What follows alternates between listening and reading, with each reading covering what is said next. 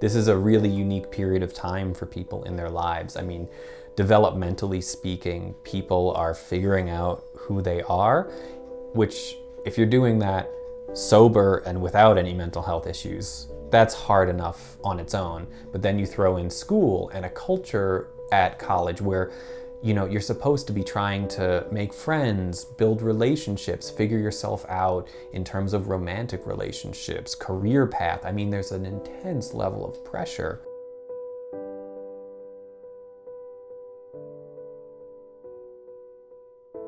Well, yes, there's absolutely a stigma. Honestly, I think a lot of people, they hear the word depressed and they just think like, oh, you're just a little sad. Or like, oh, you have the blues. But I think they think it's one of those things you can just like snap out of. And it's not at all. It's not just a simple thing. It's a very complex thing that we still don't know very much about. And it's not something that you can just overcome by thinking a different way. There's absolutely a stigma, and I think it's definitely lessened even just with our generation because we're becoming so much more open about it and we're still learning so much about it. But it's definitely a stigma that is still there and we need to still break down. The stigma is what keeps people quiet. It keeps people ashamed. It keeps people from reaching out for help. I think I heard in a TED Talk by Kevin Brill, he said, you know, would you rather post a Facebook status saying I'm having a hard time getting out of bed because I have a back problem, or say I'm having a hard time getting out of bed because I'm struggling with depression every day?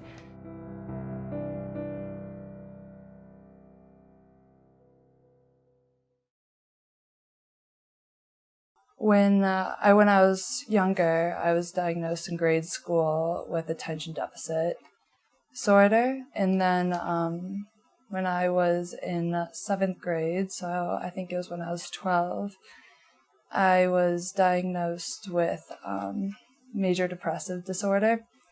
I'd been struggling with depression probably a year prior, but my parents were very hesitant toward labeling it as a mental illness or a depression. Initially, I really didn't know what was wrong, so when I received the diagnosis, part of me felt hopeful, another part of me felt ashamed, I would say. I didn't see myself, I thought that was just the way I was then, and, you know, I was just kind of a miserable kid. Well, I have been diagnosed with depression and anxiety. I guess I was officially diagnosed my sophomore year of college. I used to think that my heart physically hurt because I felt so terrible. I feel like it kind of manifested itself physically sometimes, especially anxiety. You know, felt like my stomach was falling out of my body and my heart was going to leap from my chest. And, you know, with depression, I had no energy, it's like someone's just kind of on your back, just you can't do anything pretty much. I think it was kind of a relief, to be honest, because, you know, I'd been so long feeling so terrible in such a way that it was finally okay, I'm not crazy, or I'm not just making anything up. It was definitely a relief to be okay, I have this, so now where can I go from here?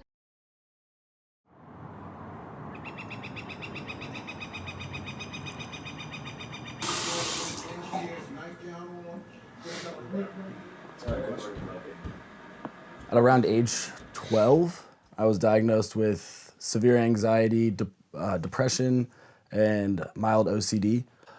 It was pretty shocking. I mean, 12 years old and hearing some word like depression, you don't really understand the full context of it. But I guess I just really didn't understand the gravity of it until I was about 15, and I just kept feeling different in a sense. And I guess it was just it made me feel kind of unique and different than everyone else, and kind of like I wouldn't want to say a freak, but I was just so much different than my peers. So in terms of diagnosis, I have full disclosure here for me personally. I hate diagnosis. I think it is, I think it sucks. And I also recognize that there are people you mentioned that really do feel validated and kind of they can understand things better when they do have that label. But the diagnosis piece is, again, in my opinion, just a cluster of symptoms that we've grouped together and say, now you have this thing. And I really hear that people feel then defined or limited by that thing when it's not really a thing. It doesn't exist. It's you don't there's no one can pick up a thing and be like, this is depression. You know, you can pick up an appendix and say that burst, you know, and that was a problem. There's no thing. There were some times freshman year when, you know, I had hurt myself, I had cut myself, and at one point my friend pretty much told me that she was either gonna like have me call my parents or just take me to the hospital, and the last thing I wanted to do was talk to my parents. And, you know, going to the hospital, and I remember I was like intoxicated at the time too, and it's like 2 a.m. I'm, you know, like terrified. I'm with my friends, but they won't let me see them. They're like running all these tests and they're being like so like abrupt with me, like, you know, not cutting any corners, just like flat out like asking me like all these questions. It was really scary. And then also a few times sophomore year, when kind of the same thing happened, and it was like, we need to like contact someone because, you know, obviously friends aren't like licensed or anything. But I think those times did involve self-harm and sometimes like being intoxicated and needing to reach out to like an authority. So my real rock bottom started sophomore year when I was living in the fraternity house, when there were basically no rules. And I mean, I was technically living with my friends, but I still felt so alone that there was someone to drink with every night. There was someone to do drugs with every night, and that's exactly what I was doing. And I just would wake up every morning and just feel so awful and feel so like I wasn't myself. And then I would just immediately reach for something to numb the pain. And that just all culminated into being either just drunk beyond belief every night, being ridiculously drugged up, or trying to do any sort of substance that would alter my state of mind, that would take me away from the internal pain I was feeling, because there were a lot of thoughts of suicide. There was still self-harm. It was 100% the worst point of my life.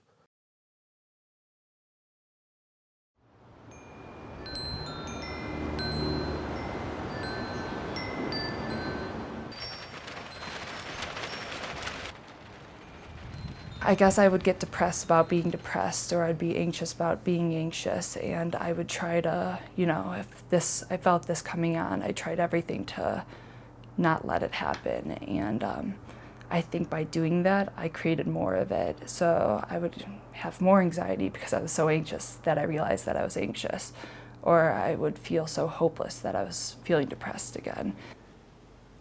So I had a sibling that I was with, and I was living with, and she had a very serious suicide attempt.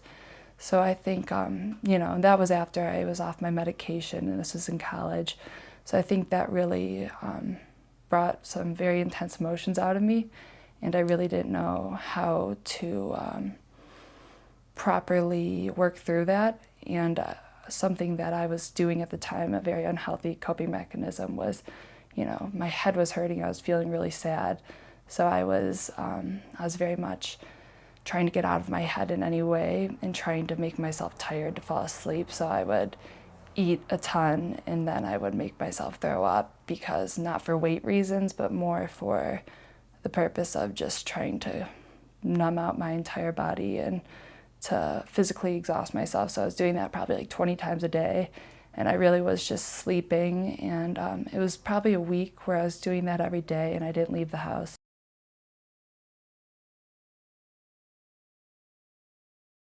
I think having to take medication makes you feel even more isolated than simply just being diagnosed with it.